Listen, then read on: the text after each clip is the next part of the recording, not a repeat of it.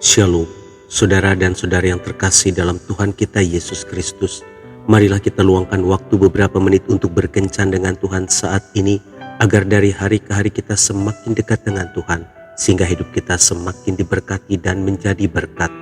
Pembacaan dari surat Yakobus bab 1 ayat 23 sampai dengan 24. Sebab jika seorang hanya mendengar firman saja dan tidak melakukannya, ia adalah seumpama seorang yang sedang mengamat-amati mukanya yang sebenarnya di depan cermin.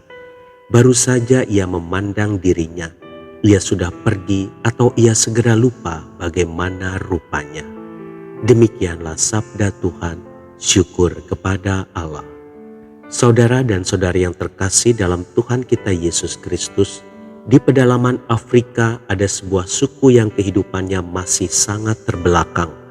Mereka jarang sekali berhubungan dengan orang asing, sehingga mereka dapat mempertahankan kehidupan mereka yang terbelakang itu dalam jangka waktu lama. Namun keterasingan mereka itu akhirnya dapat juga ditembus oleh orang-orang yang masuk ke daerah itu untuk berdagang. Salah satu barang yang ditawarkan kepada suku terasing ini ialah cermin. Suku ini tidak pernah mengenal cermin dalam peradaban mereka. Singkat cerita, cermin itu akhirnya diberikan kepada sang ratu yang mereka sebut sebagai wanita yang paling cantik dari suku tersebut. Maksud si pembawa cermin itu adalah hendak menyenangkan hati sang ratu. Tetapi ketika ratu melihat wajahnya di cermin itu, ia sangat terkejut. Di situ tampaklah wajahnya yang sebenarnya jelek dan sangat tidak menarik. Ratu menjadi sangat marah. Ia membanting cermin itu sampai pecah berkeping-keping dan segera mengeluarkan perintah bahwa di seluruh rumah sukunya tidak diperbolehkan menyimpan cermin.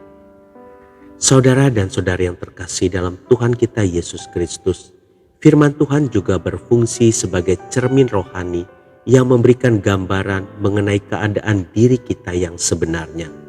Namun sayang sekali, banyak orang bereaksi seperti ratu di Afrika itu ketika mereka ditegur oleh firman Tuhan tentang keadaan mereka yang sebenarnya.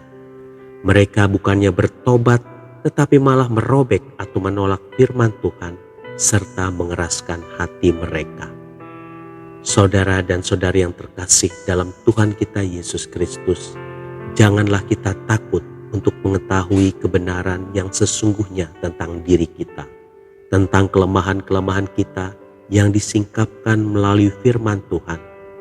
Namun mari menggunakan firman Tuhan justru sebagai cermin rohani untuk membuang segala keburukan kita, sehingga di hadapan Tuhan manusia rohani kita akan semakin tampak cantik. Tuhan Yesus memberkati. Marilah kita berdoa dalam nama Bapa dan Putra dan Roh Kudus. Amin.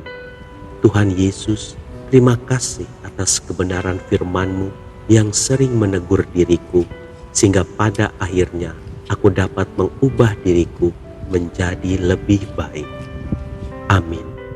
Dalam nama Bapa dan Putra dan Roh Kudus. Amin.